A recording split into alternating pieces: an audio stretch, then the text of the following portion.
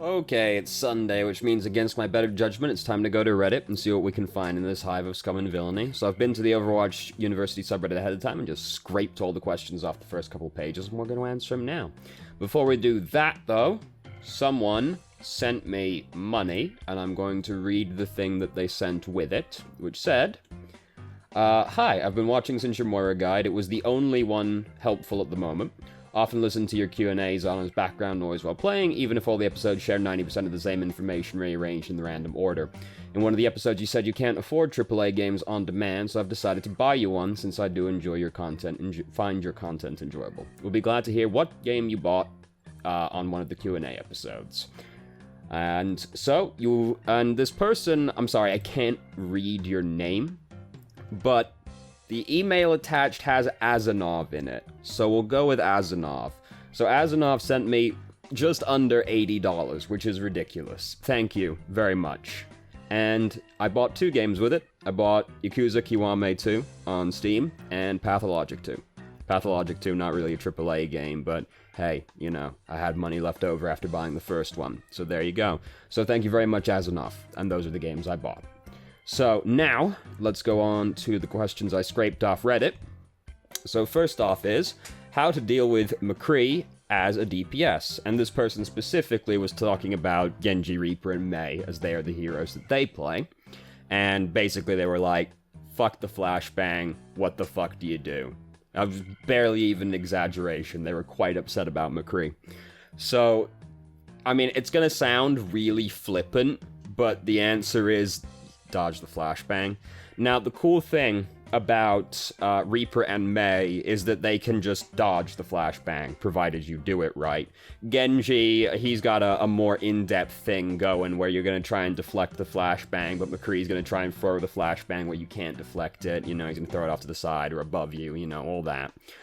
Reaper and Mei, you can just do it, no problem.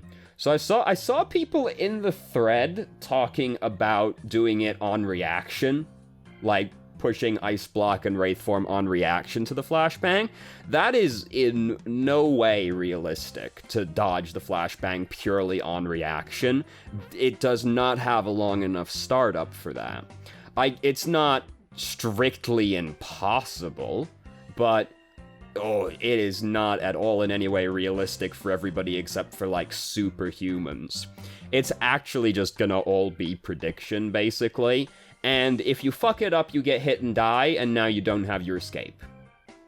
You know, that's the unfortunate part of it, but it is really, like, predicting when he's gonna throw the flashbang and then using Ice Block or Wraith Form to dodge it. Then you pop out after you've dodged it, and then you kill him, because after he's done that, he really does just have to click on your head very well.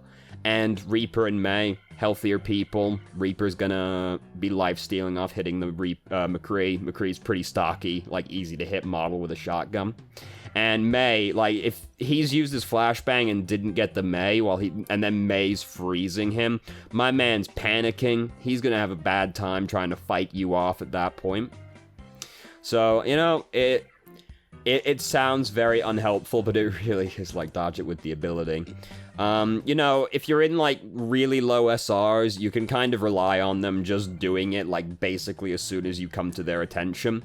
So, like, if you come up behind the person, like, when the McCree turns around, he's probably going to use the flashbang immediately, you know.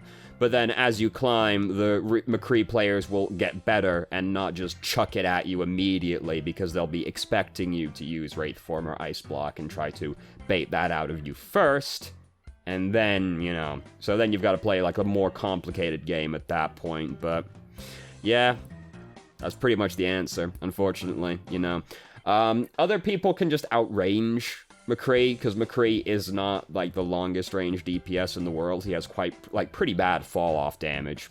So if you're playing someone like Soldier, Ashe, Hanzo, Widow, you can just fight McCree from, like, way outside of his effective range, and he can't really do a lot, because he has to hit you, like, a tremendous amount of times compared to how many times you have to hit him. Like, Ashe and Widow, it remains, like, 2 or 1 shots, right? Like, same with Hanzo as well. And Soldier, I mean, he's gotta hit you a bunch of times, true enough, but, like, Soldier having an automatic weapon, and, like, each one doing individually, like, less damage, like, he's less bothered about fall-off damage. Soldier's always been a longer range boy. Not quite sniper range, but you get the idea. So they can just outrange McCree, and it's no big deal, like, he can't really do anything to you. But everybody else, like, you know, Tracer's the same way, where you try and, like, do something where you, like, blink up to him and then blink back to try and get him to use the flashbang, you know, stuff like that.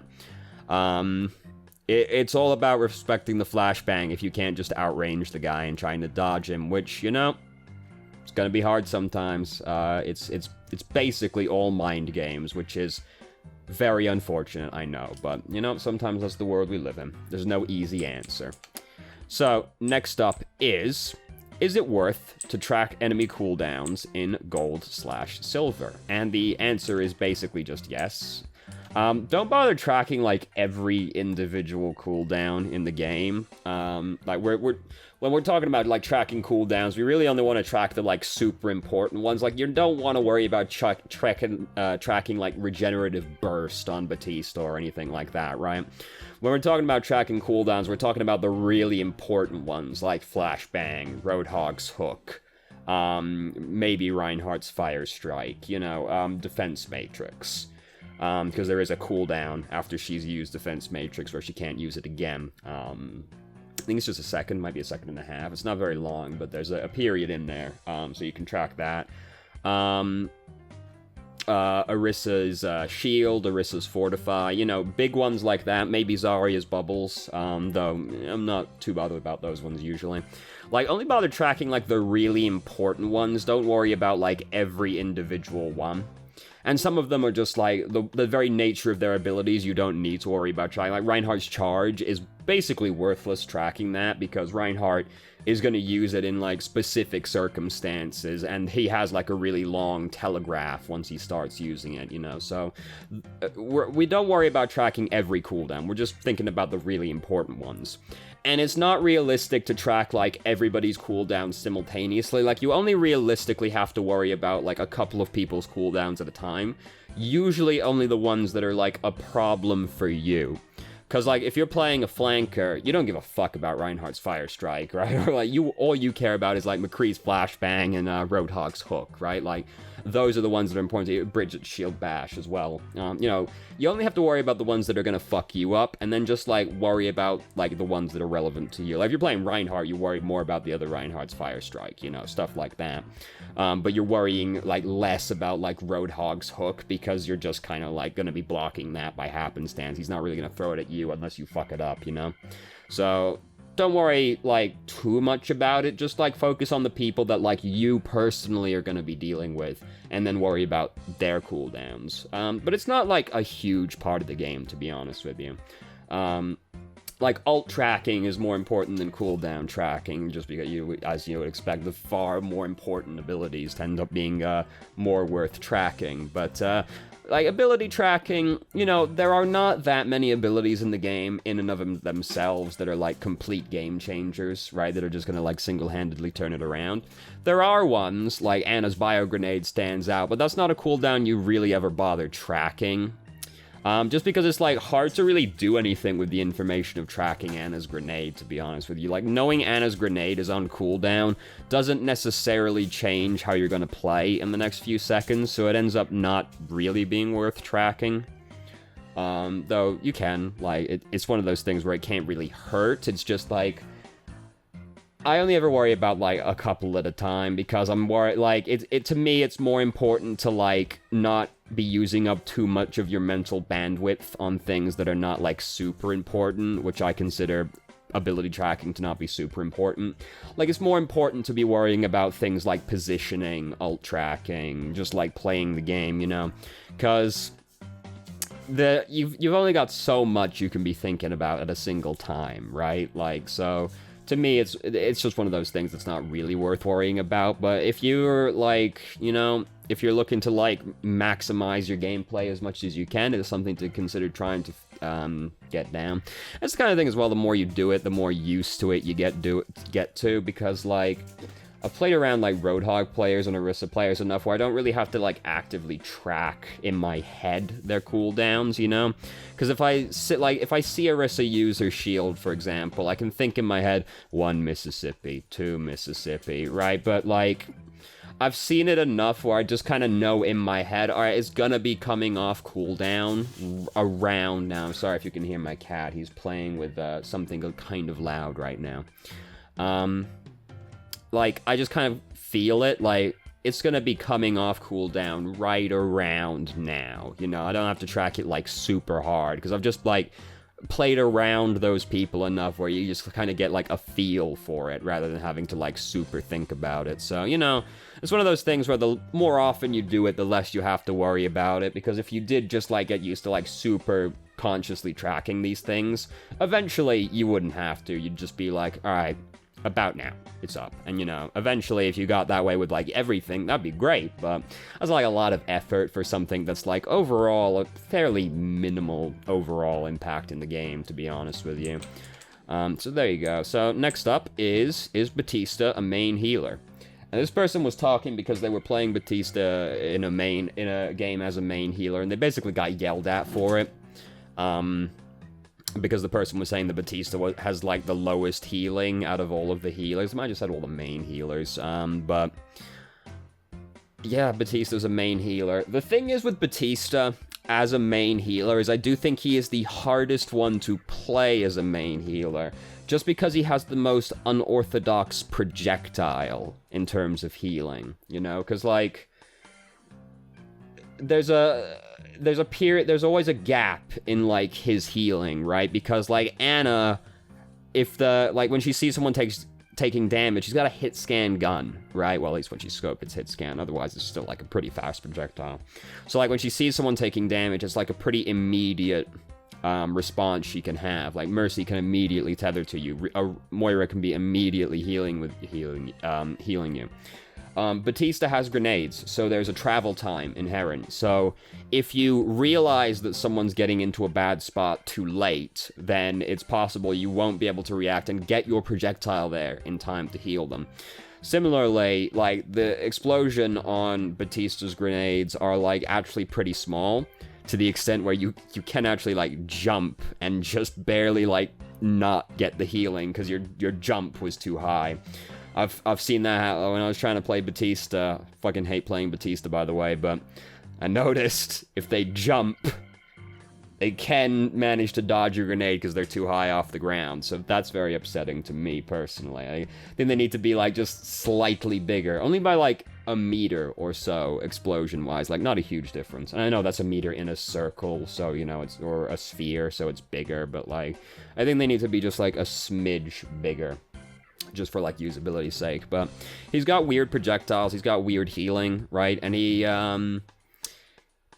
can't, like, spike you up again in the same way that someone like Moira or Ana can, because if they, like, use their abilities on you, then you recover. Like, if Moira throws her orb at you and starts healing you, you recover a fuckload of health. If Ana throws her grenade on you and then starts healing you, you recover a fuckload of health. Batista can't manage that same kind of spike. So Batista, you need to be used to using a more weird projectile to heal people, and you need to be paying more attention just because you have, like, less margin for error due to not being able to heal them as quickly as someone like Moira or Ana would be able to. But once you actually, like, get going, like, Batista does just fine. It's just there's a kind of a build-up period, you know, and you can react too late. So I think Batista is, like, the hardest one to play as a main healer, but he's definitely can be played as a main healer. And he heals more than Mercy, right? Like, outside of Valkyrie. Like, Valkyrie, Mercy's gonna out-heal Batista, yeah, but, like, Mercy, people consider Mercy a main healer, but Batista does more healing than Mercy. And he's got way better utility than Mercy does, because Amplification Matrix and Immortality Field are, like, incredible abilities. He can spike you up pretty fast with the Amplification Matrix, but he has to use his ultimate to do that, so, you know, I have a little bit of trouble, like, really comparing that the same way to, like, Ana and Moira, who can just use one of their basic abilities, right? But yeah, he can be played as a main healer. I do think he's difficult to play as a main healer. Like, he's, I think, best played with Ana, I mean, shocker, right? Like, the two best supports in the game work well with each other. But I do think he works well with somebody else that does a lot of healing, just because it gives him more room to relax, basically. And, like, Batista has, like, a decent gun as well, right? Like, you want Batista to be able to contribute some damage to the fight as well. Like, he's never gonna match, like, a soldier or anything, obviously, in terms of DPS, but, like, if Batista never gets to, like, left-click anybody, you didn't get, like, the full value out of the hero. So having somebody that can, like, do decent healing as well is, I think, important for Batista, on top of just being difficult to play as a main healer. But yes, he can be played as a main healer. No big deal. Just hard. So, next up is... as soon as I write down the time, there we go. Next up is, will 222 change rank distributions? And this person was basically saying, like, because everybody can just pick the roles they're good at, and, like, or the roles they want to play, I should say, they're not necessarily picking the roles they're good at. Everybody can pick the roles they want to play. It makes it easier to, like, focus on what you're improving at, rather than having to flex onto stuff. Especially if you played, like, if you're, like, a support main, sometimes you have to flex to, like, tank or DPS, and then support mains are never too happy when that one happens, right? So they were saying, like, will there never be, because, like, people don't have to do that, and they're just playing the things they want to play, will there not be, like, a wood tier division, basically, where there's just, like, this black hole of SR, where people are just, like, down there, and it seems impossible to climb out of? And the short answer, like, basically, is it going to push the average skill of the player base up? And yes, it will push the average skill of the player base up slightly. I think, like, unless you're doing, like, really in-depth stat tracking, it's going to be basically imperceptible to people like you and me that it happened. Because, like, here's what you have to, like, realize about, like, anything really, but, like, competitive video games as well. Like, just video games in general. It doesn't even need to be competitive. Like, it can be cooperative stuff, and, like, you still need to just bear this in mind. People will always be very bad, right? Like, people will still be bad at things, right? Like, and this is true of, like, everything. Like, so I play Final Fantasy XIV, MMO. And, everybody like, all the roles kind of got easier to play. Basically, like, it got easier to tank because they gave tanks a fuck lot more cooldowns, and they made it way easier to generate aggro. And they made it easier for healers as well, because they reduced the amount of things they have to do damage in between healing. As well as kind of, like, giving them more, like, ways to, like, spike heal someone. So it's, like, it's basically, like, streamlined the roles, is the way they phrased it. And, like, from my perspective, it should be basically impossible to be able to play a tank and lose aggro on anything at this point, but people still do, right? Like, and, like, the healers still, like, don't know how to do shit. Like, people are always bad. Like, you can make things as easy for people as you want, right? But people will still find a way to be bad at it. For, like, whatever reason, because it's not always something that, like, this kind of change will ever fix, right? Like, if the person playing the game just, like, has really bad game sense, then, which we'll come to later on in this, but, like, if they have bad game sense, then role queue won't help with that, right? They still have to improve that skill. Sure, they're being able to play the heroes that they want to play, but that the issue wasn't that they were not playing what they wanted to play, it's just that they're bad at game sense, right? Or they're bad at, like, meta knowledge. They're just not that good at the hero, mechanically speaking. They have trouble, like, paying attention. You know, like, people frequently say, like, I go on autopilot after a little while, right? Like, these are things that role queue won't fix, right? Like, people will always be bad at things no matter how easy you make it for them, and, like, role queue is not something that will fix everybody's issues, right? Like, it will fix some people's issues, and it will make it easier to improve, like, in a focused way, right? Like, you can now just, like, pick what you want to play, and you will get to play it. So that means, like, you're never going to be in a position where you want to play a DPS, but, like, if you want to play DPS, you've got to play DPS with 4 other DPS, right? Like, you're just playing DPS with another DPS. and then 2 tanks, 2 healers. Like, that's great, right? You don't have to worry about being in these, like, really weird situations. You don't have to worry about, like, flexing onto a tank, even though you hate playing tank, right? So it makes it easier in that regard, yes. But that's far from, like, the only problem people have in this game. So, yes, it will tip the player, the average level of the player base will improve, but, like, I really do think the average level of the player base will improve by, like, 100 SR, right? Like, I think it will be virtually imperceptible that it happened, but it will ever so slightly. It's just it won't ever really affect. Like, there's still gonna be people in bronze, there's still gonna be people in silver, and, like, here's the other thing, like, if you're a scumbag, you're still a scumbag, right? Like, this is as well as the thing is people are like, oh, it'll be so much less toxicity because this is happening with role queue as well. Like, yes, also, there will be less toxicity, but if you're gonna be an asshole, you're gonna be an asshole, right? Like, and if you're the kind of person who's gonna look for an excuse, you're gonna look for an excuse regardless. You'll just find a different excuse, right? Like, this is the same reason we don't have a scoreboard in the game, right? Because that's an easy thing to shit talk over. You can point at the person that has the worst score and go, that's the problem. But the removal of the scoreboard did nothing to stop people shit talking in this respect, because what do we do instead? We use the medals. Well, I'm playing a tank, says the Zarya, who's been walking around at full charge this entire time, and I have gold or silver damage, right? One of the DPS must be bad, even though they're playing Zarya, who's been walking around at 100 energy the entire time, and one of the DPS is Mei, right? Like, of course you have one of the DPS medals. It would be stupid to expect you not to. But people still shit talk about it, right? Like, the removal of the scoreboard didn't solve that. And the implementation of role queue will also not stop toxicity. There'll be less of it, but, like, instead of just being like, we got 3 DPS, GG, it's gonna be, they're playing the wrong DPS, right?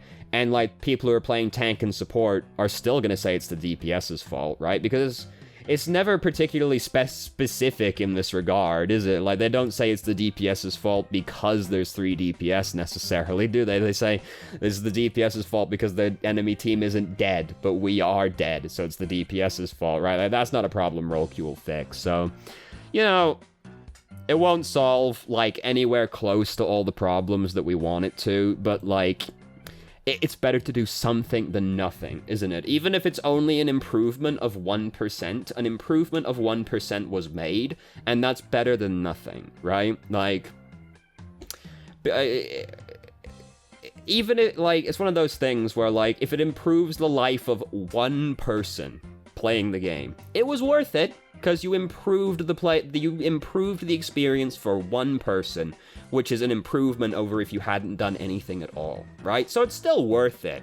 It's just, like, don't expect it to be, like, the savior of, like, all our problems, because it won't be. But it will be an improvement, and that's the important thing. So, next up is, where should I fall in between the mentalities of the pros do it versus it works in my rank? So, I think it's, you know, ideally you're somewhere in between these 2 points where, because it's like the thing where, like, well, I'm in silver, so obviously people are not going to play the meta properly, right? People don't even know how to play their heroes yet. So is it worth worrying about at all? Or should I just purely be like, I can flank on soldier and I'll get away with it, you know?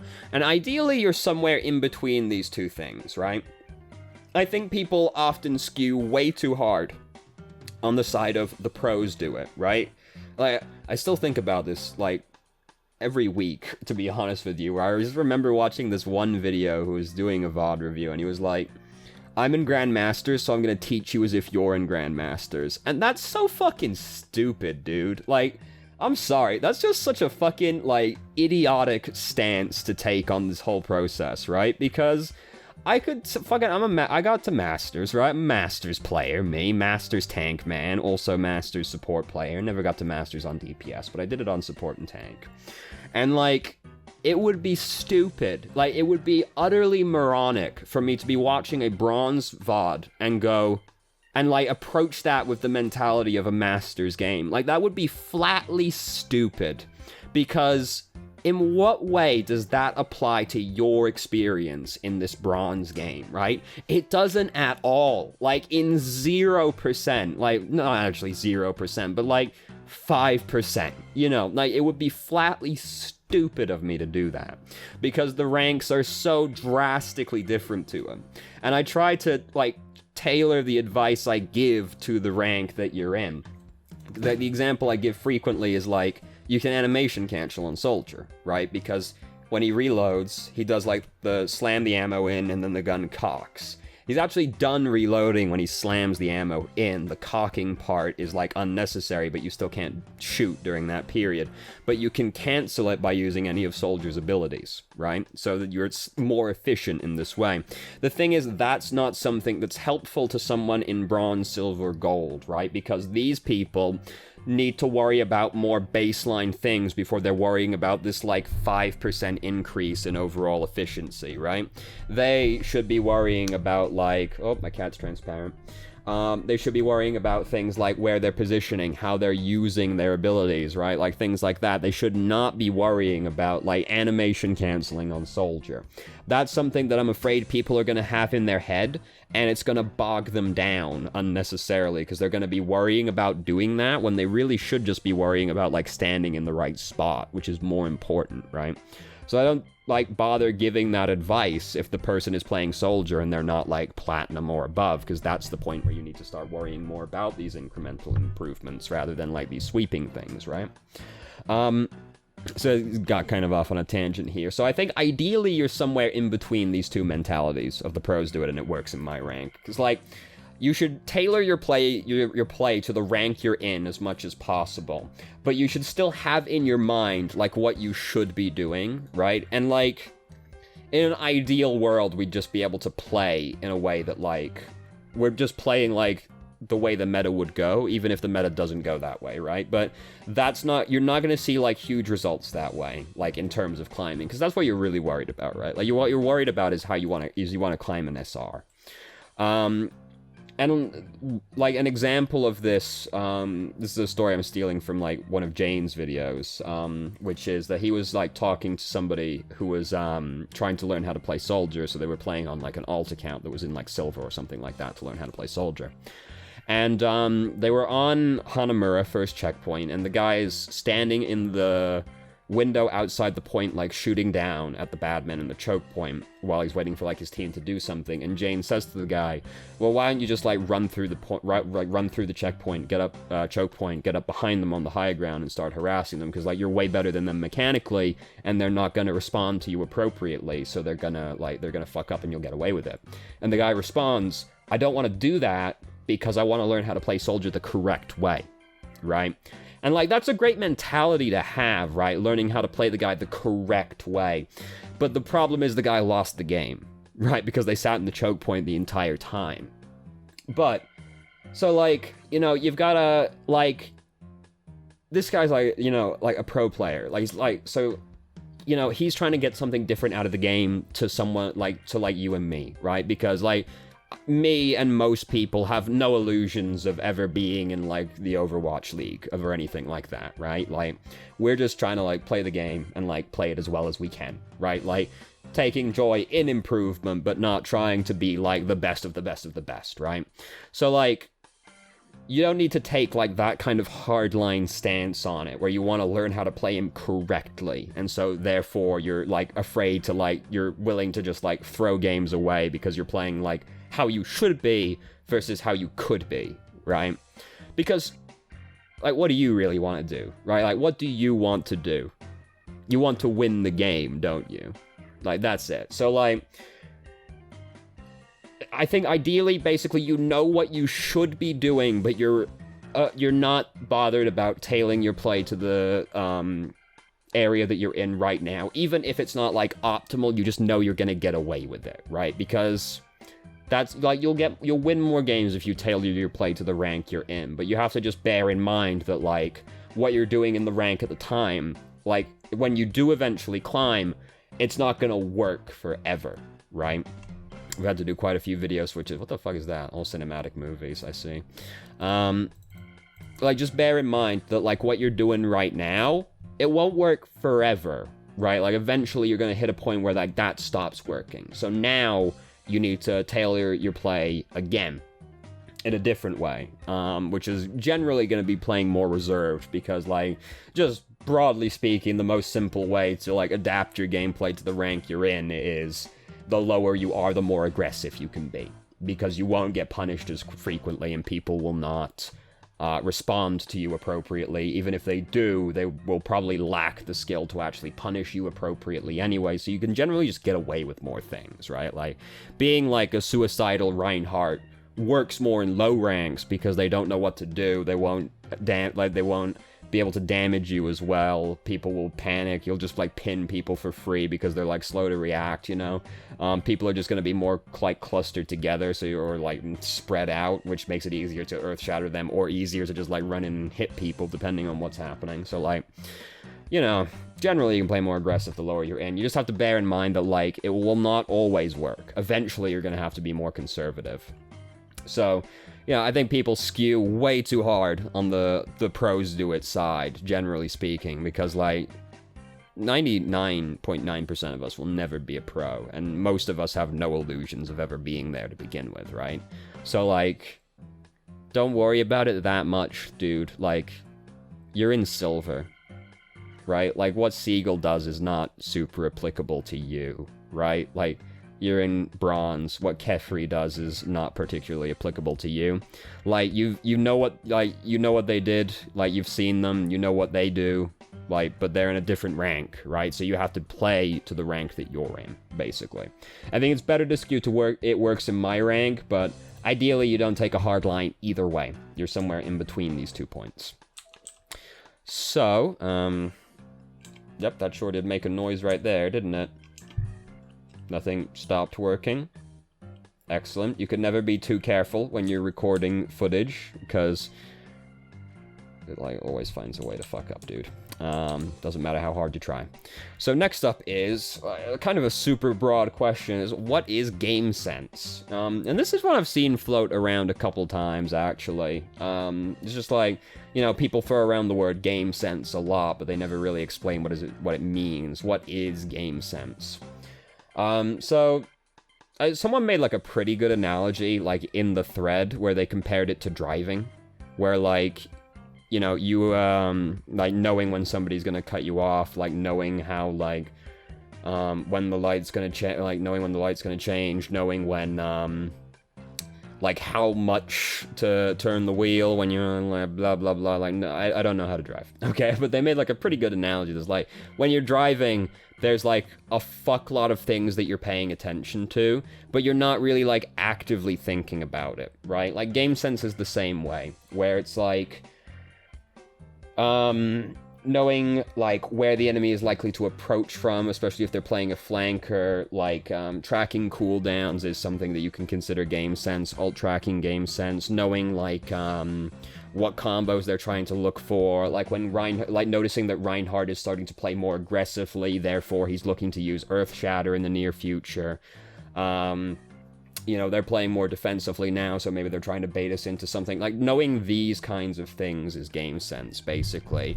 It, like, covers a very wide spectrum of things. It's basically, like, and there's no real way to, boost how quickly you improve your game sense, because it's largely things that come just from experience playing the game, right? Like, you can think about these things and, like, try to keep in mind, like, certain concepts like ult tracking and everything, and yeah, that's, like, improving your game sense, but, like, broadly speaking, you're improving your game sense just by playing the game, because it's things that are kind of intuitive that you need to get used to. Like, even just, like, knowing where health kits are, and, like, knowing how to, like, navigate the map without looking where you're going, right? Like, knowing where a corner is and turning it without turning to look at the corner. Like, that's game sense, because that's map knowledge, which comes in with game sense, right? And, like, something like, if you something I learned, like, in a lot of, like, in MOBAs mostly, but it carries over to Overwatch as well, is, like, you can tell a lot about where a person's gonna go based off the last direction you saw them moving in, right? So, like, if I see somebody, like, moving with purpose off in a direction, I can sort of intuit what route they're gonna take just by, like, the direction they were walking in when I saw them last, right? And so then you know that you can go over there and head them off at the pass, right? Like, super easy example. If we're on, like, Hollywood, first checkpoint, defending, right? And I see, like, Reaper run around the back of the building in the center, right? He is going to come around the back side of the point almost 100%, right? So I go over and I wait around the corner with my flashbang in hand to gank that fool as soon as he comes around this corner, you know? Like, that's probably seems like such a super obvious example. Like, well, he ran around that way and there's only one way to go, so obviously he's going to go that way. You would be surprised by how many people do not figure that out. You would be surprised by how many people can see Reaper go that way and then be genuinely surprised when Reaper comes up behind them, right? Like, something like that's game sense still. So, you know, it's a super broad topic, and it's like kind of everything that isn't mechanical skill, basically. So, like, you know, that's when people are talking about game sense, they're typically talking about things like knowing, like, when an engage is coming, or anticipating where a flanker is going to come from, knowing to, like, check your flanks, you know. They're usually talking about things like that when they talk about game sense, but it can technically mean anything that isn't, like, mechanical skill, basically. So that's what game sense is, basically. So next up, we're kind of running late, so we might only do this one, but we'll see how long it takes. Should I stop playing Moira? And this was somebody who is in Platinum, who has basically been told that Moira doesn't work in high ranks, and they were wondering if they should stop playing Moira. And, you know, this is something I've said mostly just as, like, cautionary, like, Moira doesn't work so well in high ranks. The thing is, when I'm saying that, it is a relatively minor difference for the most part, right? Like, Moira, like, stops being effective, like, like, I think you can play Moira comfortably at any SR up to GM, to be honest with you. And even then, you can probably still do it, it's just gonna be harder, right? Like, when I say she falls off at higher ranks, I mean basically just, like, progressively as you climb, Moira's gonna get harder and harder to play. But, like, I don't think she becomes unplayable until literally the extreme end of high SR. So, like, it's mostly just, like, don't expect to be able to coast the entire time. Like, it's gonna get harder. But it never becomes, like, unplayable except for the extreme ends. Because, like, in, like, Bronze, Silver, I think Moira is, bar none, the best main healer you can play. Because she's the most independent. She doesn't, like, require people to help keep her alive, and, like, she gets to fight off the bad men herself, right? Like, Moira, even just chucking the damage orb in and, like, sipping a couple of people that are low health, like, Moira can help secure kills on people that, like, the people in Bronze and Silver cannot secure themselves. So, like, there's that. She can just out-heal people, usually, because, like, you can keep tanks alive through truly ridiculous situations with Moira in, like, Bronze and Silver. Because those people in Bronze and Silver do not do damage as well as they would in high SR. So you can, like, heal tanks through, like, stupid amounts of shit. So, like, Moira in, like, really low SRs, I think is, like, the best healer you can play, bar none. But then as you climb, Moira gets less and less good, because, like, she has no utility. So Moira eventually just gets overshadowed by Ana and Batista just because of what they bring compared to what Moira brings. But Moira still never becomes unplayable. The things Moira has going for her, Moira still has going for her. She still does the most healing in the game, bar none. She still gets to do damage while healing people, right? She still has, like, a pretty decent aggressive ultimate, right? Like, it's not incredible, but, like, for what Coalescence is, like, it's not terrible. Like, you get to do damage while healing your team, and it's, like, a lot of healing to your team, and a pretty decent amount of damage to the enemy. So you get to, like, you get to do shit that, like, most other people can't do, like, especially support players. Like, Moira, for example, can just kill Orissa's Bongo. Like, no questions asked, as long as it's in line of sight, because Coalescence damages it. Moira can help secure these people that are too far behind the enemy team to, like, can reliably hit. Because, like, it's pretty common for, like, Ashe to get a hit on somebody and drop him to 10 health, but then Ashe can't get another hit because they're, like, she either misses, or they're just so far behind the enemy team that they, like, get behind the shield and cover, and then you can't hit them anymore.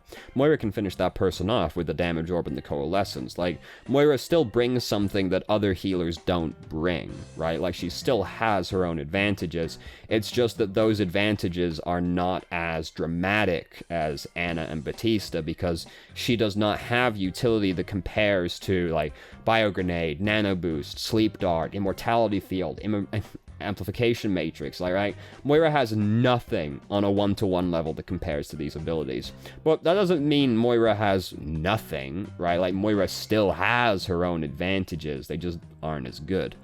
So you can still play her. It's just like, when I say Moira falls off in higher ranks, don't take that as, like, me saying she's unplayable, because that's not true. Moira is the hero, like, she is the support hero I got 2 masters on, right? Like, Moira's fine. Like, Moira's fine. I could play Moira in masters, and no big deal. Like, some deal. Like, I'm in the back of my head, I'm always like, it would be better if I was playing Ana, but, like, I don't like playing Ana. I like playing Moira, so I play Moira. And yeah, like, that means I have to be better at Moira relative to someone, like, who has to be good at Ana, right? Like, I have to be better at Moira than the average person has to be at Ana to compete on that level, but, like, I'm willing to do that because I just like Moira more than Ana, right? Like, that's the thing. So there you go. And we'll talk about it, because we'll talk about this as well. It's only got one thing left, so it wasn't really like an advice thing, but it was. With Moira's recent Fade buff being reverted, how can we meaningfully buff or rework her to give her utility? And, you know, I thought about this, and I basically have, like, 2 ideas. Oh, really? That I don't think are ridiculous. One of them I only have, like, in a kind of nebulous terms, but I think it would be, like, probably the way to go. The first one is, I think that it would be cool if you were rewarded for being precise with her orbs. So I think that if you directly hit somebody with the damage orb or the healing orb, then it could just expend all of its remaining damage or healing. Like, it still does all the tendrils and everything, but if it directly collides with somebody, whatever it's got left at the time, it just puts into that person. So, like, you know, if you throw out the healing orb at the Reinhardt that's missing, like, 300 health, it collides with him and just does the 300 healing, right? Like, if you throw the damage orb into the enemy team, and, like, it diddles a few people on the way through, but it collides with the Mercy physically when it's at, like, 100 health, or, like, 100 damage left, it just does the 100 damage to Mercy. So I think that would be cool, like, just make it easier to, like, get that out there, rather than having it just be this, like, healing over time or dot effect, but it still has that as well, so you don't have to necessarily do this, but then it gives you, like, the little bit of extra oomph right at the end. And I don't think you'd really need to adjust the damage or healing numbers, really. I could see you maybe reducing the healing from, like, the possible healing from, like, 300 to 250 or something like that, but I don't think you would need to really tinker with the numbers, really, for this to still be fine. And it just makes it a little easier to, like, get, like, the full value out of those abilities, because frequently the healing orb will just, like, heal someone for a little bit, then goes out of range, and then goes off. But now you're more rewarded to, like, maybe hold it in certain circumstances, because, like, you think a big engage might be coming up, so you could use it to heal the whole team, but, like, if a big engage happens, you might want to just, like, throw this straight on the main tank instead to just give him, like, a 300 spike heal, right? And, like, the orb has a 10-second cooldown, so, like, it's not like you can just, like, on demand pump out 300 health into the main tank, right? Especially not with someone like Moira, who you're typically looking to use your orbs as frequently as you can. Right, so it's not like you can just, like, throw 300 healing out, like, whenever the fuck, right? So I think that would be cool, as far as the buff goes. And, like, the other thing, like, to be honest with you, is just change your ultimate. Like, just change it into something else. I don't really have a suggestion for what exactly. Maybe something like she overloads her backpack, and so she starts generating this 15-meter circle around her where she's, like, healing and doing damage in an area over time, right? And it's not, like, huge healing or damage. I'm not saying, like, comparable to her left-click healing or even her right-click damage, necessarily. Just, like, you know, just, like, for the next, like, 12 seconds, 15 meters around her, she's got a 25 health per second heal, and 25 damage per second dot ticking around her in this big sphere, right? Like, maybe something like that. And then she can still, like, use her left click and right click while this is happening as well. It's just kind of, like, happening ambiently. Maybe something like that. I don't know. Like, even that, like I say it, and it doesn't sound like that much better than Coalescence, to be honest with you. Like, I don't know. It's just, like... The thing is, I think, with Moira, is just that she doesn't have any period of time where, like, her usefulness massively spikes, right? Because if you think about most heroes in the game, but, like, we'll just talk about the other supports, because they're the most obvious point of comparison, right? Like, if you think about, like, Mercy's effectiveness, like, she's kind of just, like, baseline most of the time, like, you know, she's, like, we just put her, like, in the middle of the chart, like, 50%, right? Like, but then when she uses Valkyrie, suddenly her usefulness for the duration of Valkyrie spikes up to, like, 80% or something, like, right? You know, kind of abstract numbers. But you get the idea, right? Like, she's, like, useful, very useful for the next period of time, and then she goes back down to just being regular useful again, right? Like, Batista is, like, pretty good, puts Amplification Matrix down. He has now literally doubled his own effectiveness, right? Because if you're just, like, using it just for yourself, right? Easiest baseline, Batista's just using it for himself. He has effectively created a clone of himself, because everything he does now is doubled. So, Batista is now twice as effective during the duration of Amplification Matrix, right? And, Ana... She doesn't necessarily get more useful herself. She's just, like, baseline pretty fucking good. But then when she puts Nano Boost on somebody, that person's usefulness fucking, like, breaks the chart, right? Like, it just goes off the top suddenly while they're in Nano Boost. And it's, like, a short duration, but during that duration, they are fucking incredible, right? Moira doesn't have anything like that, because her ultimate doesn't give her this big spike in terms of usefulness, right? She's just, like, baseline, pretty good, and then when she uses Coalescence, she goes from, like, 50% to, like, 60%, right? Like, it's nowhere near the same terms of, like, a power spike that, like, Valkyrie is, right? Or even, like, Rally is, like, more useful spike for Bridget than it is for, like, Coalescence, right? So I think that's, like, the obvious point to address on Moira, is that, like, her ultimate just does not compare to the other heroes. And this is always the thing I'm thinking about more when I'm playing Moira compared to anything else, right? Because when I pick Moira, frequently I'm playing still with an Ana or a Batista, right? And I'm just thinking to myself that entire time that, like, it would be way more useful if I was playing Zenyatta, because I would have Transcendence, right? And a lot of the time when I'm playing, like, Moira and I'm playing with an off-healer still, I'm thinking, like, it's really sad I don't have Nano Boost, right? I'm thinking things like that. I'm not really thinking stuff like, it's a shame that my healing orb isn't Bio Grenade, right? Like, obviously that is a shame, but in terms of gameplay, that's not really what I'm thinking about. I'm thinking, like, wow, it's a shame my ultimate sucks compared to the rest of the ultimates, right? So I think that's, like, the most obvious point to address, because overall, like, I don't feel like you have to change Fade and, the orbs, because I feel like they do exactly what they need to do, which is make Moira very independent, right? Because, like, to me, that's part of the draw of Moira, is the fact that she is less reliant on her teammates than the other healers are, because she has Fade, she has Bio Grenade, she has Lifesteal on her right click, right? So, like, she doesn't need the same kind of protection the other healers do, and that's, like, part of the utility that she brings, is that people don't have to worry about Moira the same way they have to worry about Ana or Mercy, right? So I think that's part of it. And I think changing Fade or the orbs to be more of, like, team utility abilities rather than, like, what they are now, to be honest with you, I think that makes Moira less appealing as a hero, because then she loses some of her identity, right? Because to me, that's part of Moira's identity, is that she is the healer that the other people don't need to worry about protecting. She can protect herself. For the most part, like, she can fend off more or less anybody in the game by herself, as long as she's paying attention. And changing the orbs, like, this is why I also like the change to the orbs. I say, like, it doesn't change their basic effect, it just makes them more potent in certain circumstances, right? Without changing, like, the core use of the ability.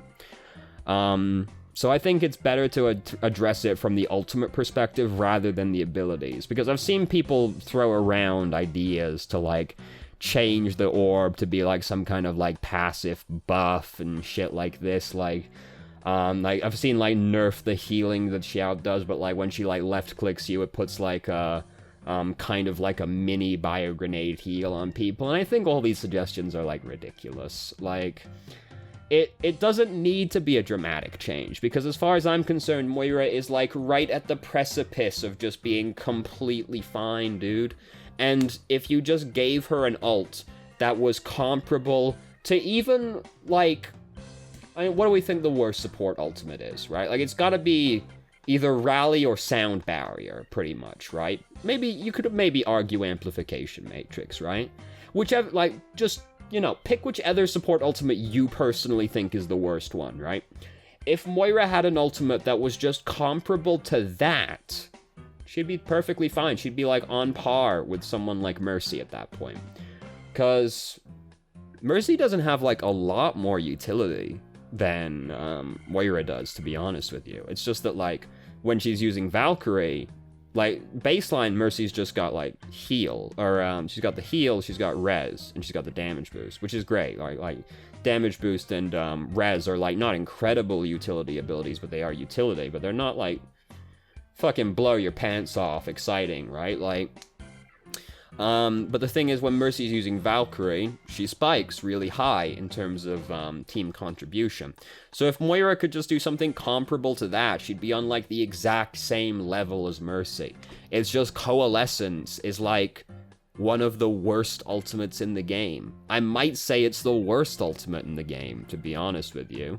Because, like, you know, the worst ults in the game, you got shit like Photon Barrier, Self-Destruct, you could argue Deadeye, right? Like, there's some ultimates out there that kind of blow, like Configuration Tank even, like, is pretty bad, right? But, like, they have, like, still have, like, a really high potential at the same time, right? Like, we still see Self-Destruct wipe a team and save the game.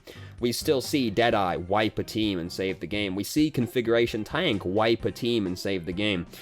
Coalescence can do that, but, like, it's so unlikely that, like, even when you compare it to, like, the other worst ults in the game, it still falls flat just because it has such a low, like, potential ceiling on what it can do as well. So, like, I think that's the most obvious thing to address on Moira, more than, like, anything else. Like, I don't think Fade needs fucking with. I don't think that the orbs need fucking with. I think she just needs a better ult. Even if it, like, was something just like, even if it was just something like, while she's using Coalescence, she makes everybody in, like, a 10-meter radius around her move 10% slower. Right? Like, just even something like that. Which is not a huge amount. Like, that still makes it, like, better. Even just something like that would make it a better ultimate, dude. So there you go. That's what I think about that one. So that's all I got for you this week. So thank you very much for watching. If you did, if you have any questions, feel free to ask. I'm more than happy to answer. If you haven't already, you can join our Discord and ask questions more directly and have a conversation about them, or just shitpost with us. I've started streaming on Twitch Tuesday, Thursday, Saturday, 8 p.m. EST till midnight EST. There's a link to the channel in the description. And if you managed to make it all the way through the video and somehow still found it, somehow still enjoyed it, please like the video and subscribe for more content of middling quality in the future. And I hope you found the video helpful.